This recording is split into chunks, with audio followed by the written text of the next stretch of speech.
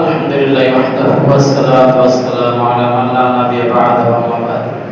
আল্লাহ পাকের দরবারে শুকরিয়া আদায় করছি যিনি আমাদেরকে আজকে বেজোরতম 23তম তারাবির নামাজে উপস্থিত হওয়ার তৌফিক দিয়েছেন। আলহামদুলিল্লাহ। আমরা জানি যে শবে কদর বেজোর রাতগুলোতে হতে পারে, সেই হিসেবে আজকে কিন্তু 23শে রমজানের তারাবি, অর্থাৎ আগামীকাল 23 রমজান, আজকে অগ্রিম রাত 23 রমজানের তারাবি আজকে।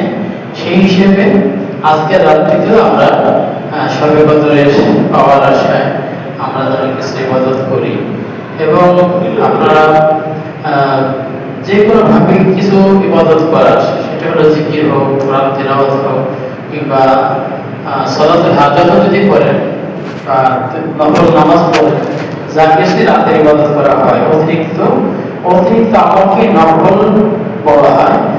আর নফলের মানদণ্ড হইল যে রাতে নফল ইবাদত করা হয় ওই রাতের সেই বিশেষ ইবাদত হিসেবে গণ্য হয়। যেমন আপনি শবে বরাতে যখন ইবাদত করবেন সেটা শবে বরাতের ইবাদত হবে। ওই রাতে শবে কদরের রাতে যদি আপনি নফল পড়েন সেটা কিন্তু শবে কদরেরটাই হিসেবে গণ্য হবে। অর্থাৎ যে রাতের ইবাদত, যেমন ঈদের রাতে আমরা সে ব্যাখ্যা বলবো ইনশাআল্লাহ, ঈদের রাতের ইবাদত এটাও কিন্তু হাদিসে আছে যে ঈদের চাঁদ রাতে ইবাদত করা।